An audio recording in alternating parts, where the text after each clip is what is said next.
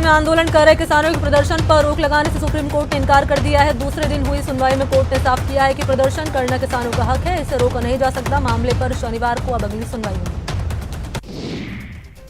सुनवाई के दौरान सुप्रीम कोर्ट ने कमेटी बनाकर सरकार को इस मुद्दे को सुलझाने की सलाह दी। कोर्ट ने कहा कि किसानों की राय के बाद वो कमेटी का गठन करेंगे जिसमें एक्सपर्ट शामिल होंगे। कोर्ट ने कहा कि प्रदर्शन तब तक संवैधानिक है जब तक उससे संपत्ति को नुकसान नहीं हो या फिर किसी जान का खतरा ना हो। कोर्ट ने कहा कि ध्यान रखा जाना चाहिए कि प्रदर्शन के चलते लोगों के अधिकारों का उल्लंघन ना हो। सुप्रीम कोर्ट ने एक बार फिर कहा कि मसले पर केंद्र सरकार और किसानों को बात करनी चाहिए। ऐसे में कोर्ट एक निष्पक्ष और स्वतंत्र कमेटी बनाने पर विचार कर रहा है जिसमें दोनों पक्ष अपनी बात रख सके।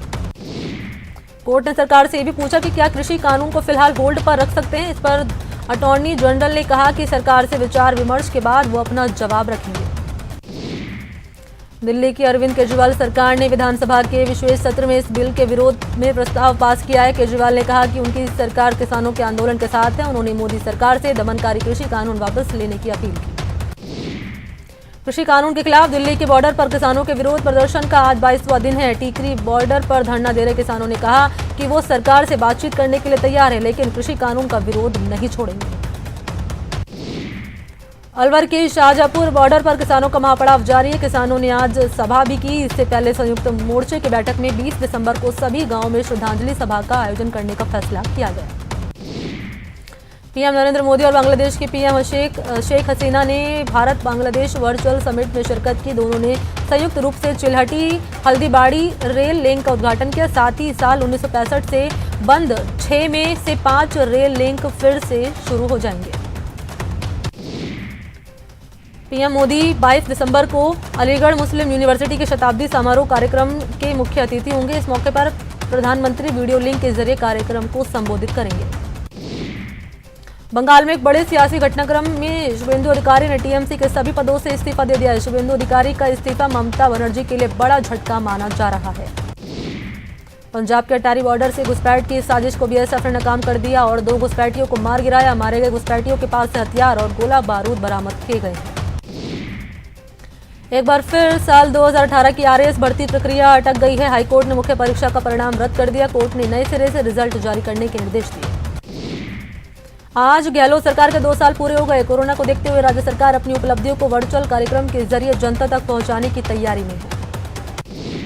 कोरोना के चलते इस बार बड़े स्तर पर आयोजन नहीं होंगे बल्कि मंत्रियों को अलग अलग जिम्मेदारियां सौंपी गई हैं। जिले में जाकर जनता के समक्ष रिपोर्ट कार्ड रखा जाएगा।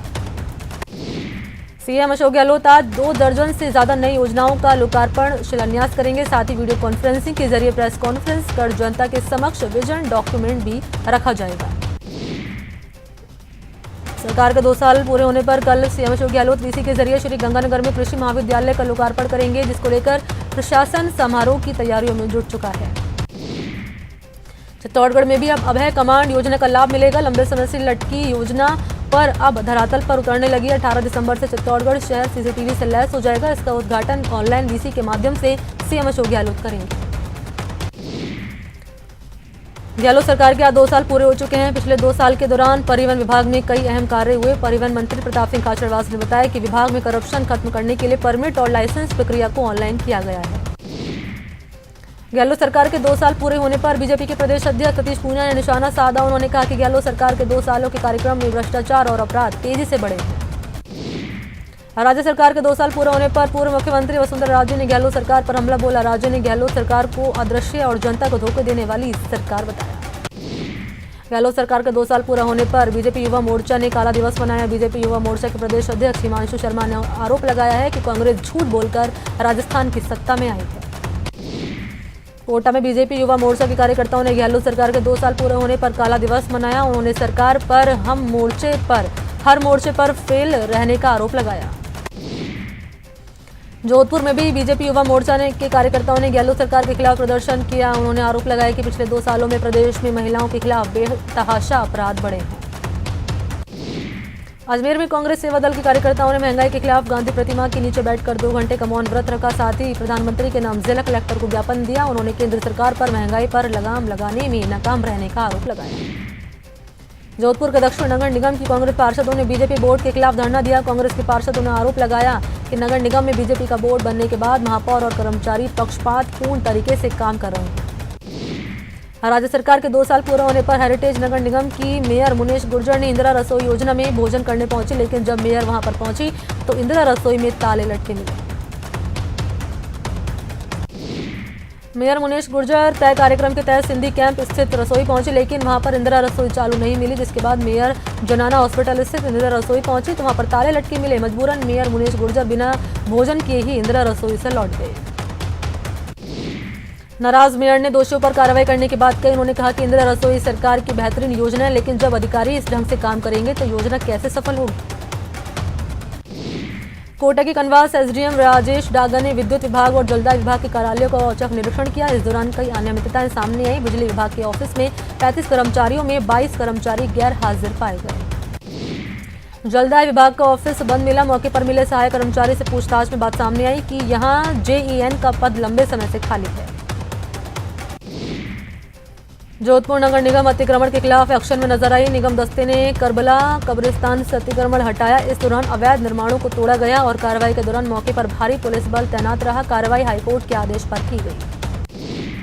कोटा नगर विकास न्यास ने अतिक्रमणकारियों के खिलाफ कार्रवाई करते हुए करीब 60 करोड़ रुपए की बेशकीमती जमीन को कब्जे से मुक्त करवाया। तलवंडी इलाके में राकेश अग्रवाल ने अवैध कब्जा कर अस्थायी निर्माण कर होटल और दुकानें किराए पर दे रखी थी। कई बार नोटिस के बावजूद जमीन खाली नहीं कराने पर न्यास के दस्ते ने जेसीबी मशीनों से सभी अवैध निर्माणों को ध्वस्त करवाया और जमीन मुक्त कराई। नगर विकास के न्यास के अतिक्रमण निरोधक दस्ते ने सुभाष नगर इलाके में 35 भूखंड और 44 दुकानों को भी अवैध कब्जे से मुक्त कराया। कोटा रेंज में 38 दागी पुलिसकर्मियों पर गाज गिरी है। जांच प्रभावित होने की आशंका के चलते इनका तबादला कर दिया। ये तबादला कोटा रेंज के डीआईजी रविदत्त गौड़ ने किया। सभी 38 दागी पुलिसकर्मियों का जिला बदल किया गया है। जयपुर पुलिस कमिश्नरेट ने नाकेबंदी के दौरान गश्त से गायब रहे 12 थानाधिकारियों के कारण बताओ नोटिस जारी किए। एसीपी राहुल प्रकाश ने बताया कि औचक निरीक्षण के दौरान थानाधिकारी गश्त से गायब पाए गए थे। नागौर में लुटेरों ने बैंक से 15 लाख रुपए लूट लिए। घटना ग्रामीण बैंक तरनाऊ की है, जहां बाइक पर आए नकाबपोश लुटेरों ने हथियार के दम पर 15 लाख रुपए लूट लिए। लूट की घटना के बाद एसपी श्वेता धनखड़ ने मौके का मुआयना किया। उन्होंने बैंक कर्मियों और ग्राहकों से लूट की जानकारी ली। उन्होंने लुटेरों को पकड़ने के लिए सघन तलाशी अभियान के निर्देश दिए। चूरू के रतनगढ़ में बदमाशों ने पिस्तौल दिखाकर और आंखों में मिर्ची झोंककर लूट लिया। बोलेरो में सवार 3 लुटेरों ने सेल्समैन से 40,000 रुपए की नकदी और 1,80,000 रुपए के मोबाइल लूट लिए। उदयपुर जिले के सराड़ा थाना इलाके में चोरों ने होंडा बाइक शोरूम का शटर तोड़कर कई गाड़ी चुरा ली। शोरूम के मालिक के मुताबिक 2 एक्टिवा और 2 शाइन की चोरी हुई है। बाड़मेर पुलिस ने 19 बाइक चोरी की वारदात को अंजाम देने वाले शातिर चोर गिरोह का खुलासा किया। चोरों के कब्जे से 1 दर्जन बाइक जब्त की गई। पुलिस के मुताबिक चोर गिरोह के सदस्य बाड़मेर शहर से मोटरसाइकिल चोरी कर जैसलमेर में बेचते थे। अजमेर के रामगंज इलाके में एक बार फिर चोरों ने सोने मकान को निशाना बनाया और सोने के गहने और 20,000 रुपए की नकदी पर हाथ साफ किया। पुलिस ने मामला दर्ज कर जांच शुरू की।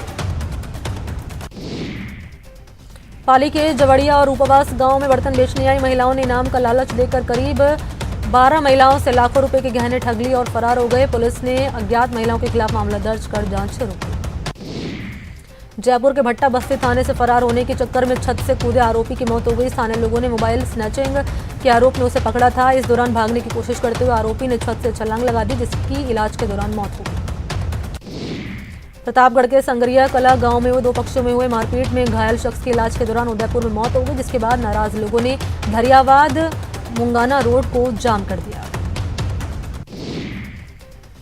डूंगरपुर के बिछवाड़ा थाना इलाके से 5 साल पहले लापता हुआ युवक गंभीर हालत में मिला, जिसकी उदयपुर में इलाज के दौरान मौत हो गई। युवक का नाम विजेश सुथार था। जयपुर के सोलाड़ा थाना इलाके में अवैध शराब की बिक्री को लेकर जनता मुखर हो गई। यहां शराब बेच रहे आरोपी को लोगों ने पकड़कर पुलिस के हवाले कर दिया। उसके पास से करीब देसी शराब के 200 पौवे बरामद हुए। कोटा के बपावर थाना इलाके में ग्रामीणों ने एक युवक को चोर समझकर उसकी जमकर पिटाई की। मारपीट में युवक गंभीर रूप से घायल हो गया। पुलिस ने युवक को ग्रामीणों के कब्जे से छुड़वाकर एमबीएस अस्पताल में भर्ती करवा दिया है। कोटा के एक स्कूल में एक छात्रा की अचानक तबीयत बिगड़ गई। छात्रा को एमबीएस अस्पताल लाया गया, जहां पर इलाज के दौरान उसकी मौत हो गई। छात्रा की मौत के कारणों का खुलासा नहीं हुआ। पाली जिले के रोहट कस्बे में एक बोलेरो पलट गई, जिससे बोलेरो में सवार 4 लोग गंभीर रूप से घायल हो गए। बताया जाता है कि आगे चल रही गाड़ी के अचानक ब्रेक लगने से ये हादसा हुआ है। भरतपुर के डीग में बाइक की टक्कर से एक 12 साल का लड़का गंभीर रूप से घायल हो गया, जिसे भरतपुर के आरबीएम हॉस्पिटल में भर्ती करा दिया गया है। जैसलमेर में पुलिस ने अफीम के दूध के साथ एक तस्कर को गिरफ्तार किया है। पुलिस ने आरोपी के पास से 20,000 की नकदी भी जब्त की है।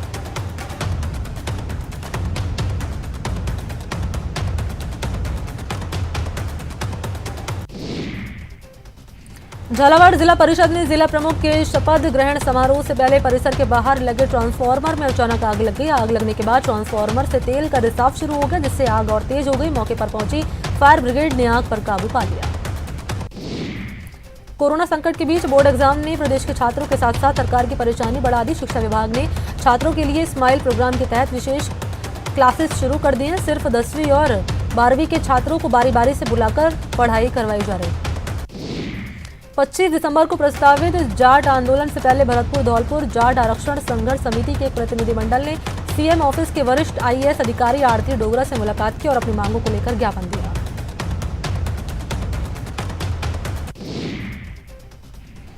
अजमेर कलेक्टर प्रकाश राज पुरोहित ने स्मार्ट सिटी प्रोजेक्ट के तहत चल रहे काम का निरीक्षण किया। उन्होंने अधिकारियों को काम में तेजी लाने के निर्देश दिए।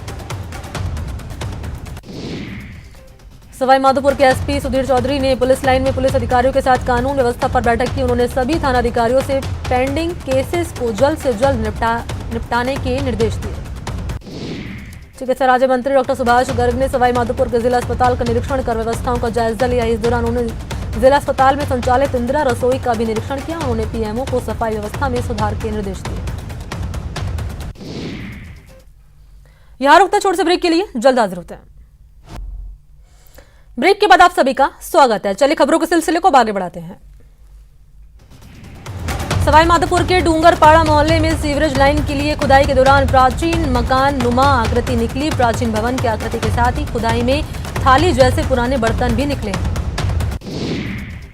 भरतपुर में राजस्थान सरपंच संघ की बैठक प्रदेश अध्यक्ष महंत बाल योगी रूपनाथ के मुख्य आतिथ्य में हुई। बैठक में सरकार से राज्य वित्त आयोग का गठन कर ग्रामीण विकास की किस्तें जारी रखने की मांग की गई। बीकानेर में महिला के साथ फेसबुक पर अश्लील टिप्पणी करने का मामला सामने आया है, जिसके बाद नाराज लोगों ने नया शहर थाने पर विरोध प्रदर्शन किया। भरतपुर के 4 बाग इलाके में एक लंगूर ने धमाचौकड़ी मचा रखी है। ये लंगूर सब्जी ठेलों पर बैठकर सब्जियों का आनंद उठाता है। इसको देखने के लिए तमाशबीन की भीड़ इकट्ठा हो जाती है। ठेले वाले भी लंगूर को नहीं भगाते।